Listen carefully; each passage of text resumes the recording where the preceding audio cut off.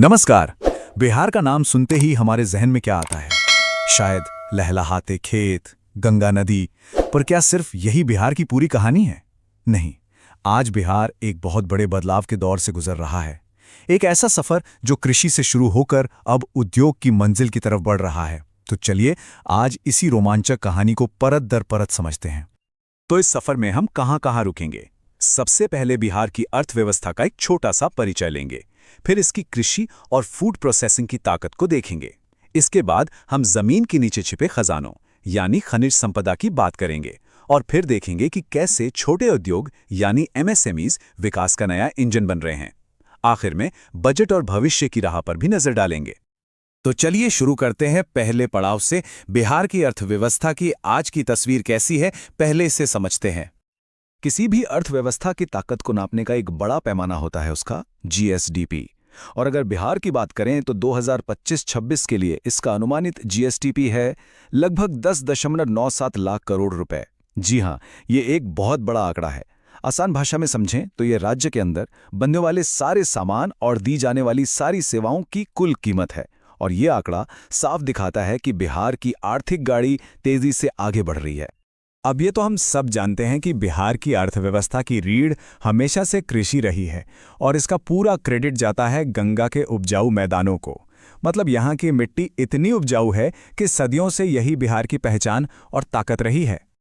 तो चलिए थोड़ा और गहराई में चलते हैं और बात करते हैं बिहार की इसी सबसे बड़ी ताकत यानी एग्रीकल्चर की। जब हम बिहार की कृषि की बात करते हैं तो इसका मतलब सिर्फ चावल और गेहूं नहीं है। अरे मुजफ्फरपुर की शाही लीची का नाम तो सुना ही होगा, या फिर दरभंगा के मखाने। ये तो बस कुछ उदाहरण है। ये सिर्फ फसलें नहीं बल्कि बिहार की ग्लोबल पहचान बन चुकी हैं। लेकिन देखिए, सिर्फ खेत में कुछ उगा लेना ही काफी नहीं होता। असली वैल्यू तो तब जुड़ती है जब उस लीची से जूस बनता है या मखाने को एक टेस्टी स्नैक बनाकर पैक किया जाता है। इसी को कहते हैं फूड प्रोसेसिंग, और बिहार अब इसी पर जोर दे रहा है। मुजफ्फरपुर और भागलपुर जैसे शहरों में खास क्लस्टर बनाए जा रहे हैं ताकि किसानों को उनकी उपज का सही दाम मिले और नए रोजगार भी पैदा हों। पर क्या बिहार का खजाना सिर्फ जमीन के ऊपर ही है? नहीं, जमीन के नीचे भी बहुत कुछ छिपा है। चलिए अब उस पर नजर डालते हैं। देखिए, साल 2000 में जब बिहार से अलग होकर झारखंड बना तो ज्यादातर खनिज वाले इलाके झारखंड में चले गए। ये एक बड़ा झटका था। लेकिन इसका मतलब ये नहीं कि बिहार के पास कुछ बचा ही नहीं। आज भी बिहार के पास कुछ ऐसे मिनरल्स हैं जो बहुत कीमती हैं। यहां एक चौंकाने वाली बात सामने आती है। पूरे भारत का लगभग 95% पाइराइट, जी हां 95%, अकेले बिहार में मिलता है, खास तौर पर रोहतास जिले में। और पाइराइट का इस्तेमाल फर्टिलाइजर यानी खाद बनाने में होता है।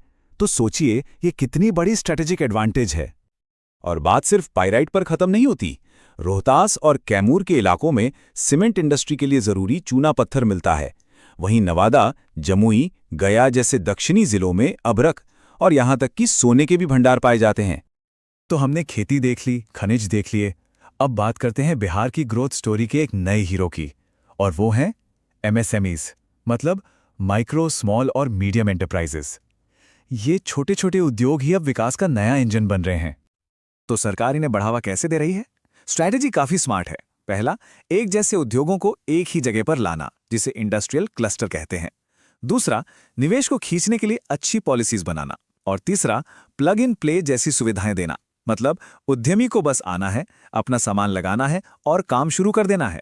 बाकी बेसिक इंफ्रास्ट्रक्चर तैयार मिलता है। और ये सब सिर्फ हवा-हवाई बातें नहीं हैं। Bihar industrial investment promotion policy जैसी नीतियां इस बात का सबूत है कि सरकार इस मामले में कितनी सीरियस है।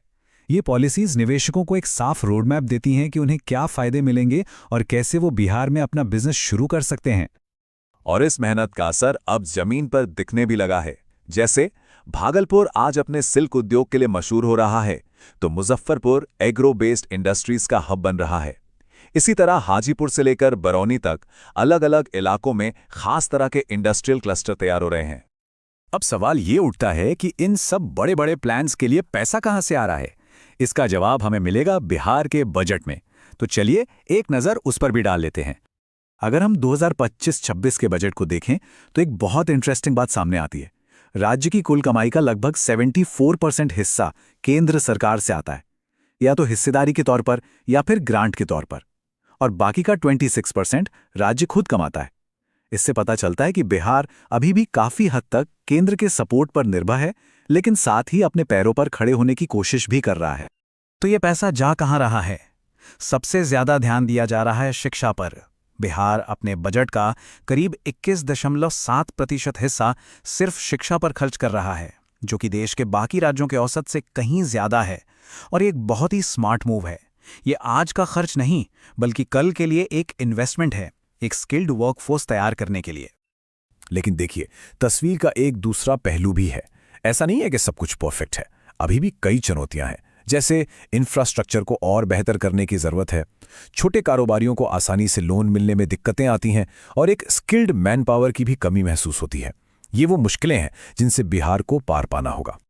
तो आखिर में सवाल यही बचता है, क्या बिहार अपनी खेती की मजबूत विरासत और उद्योग की नई उम्मीदों के बीच एक सही बैलेंस बना पाएगा? क्या वो एक बड़ी आर्थिक ताकत बनने के अपने सपने को पूरा कर पाएगा? पोटेंशियल तो भरपूर है और ये सफर यकीनन देखने लायक होगा।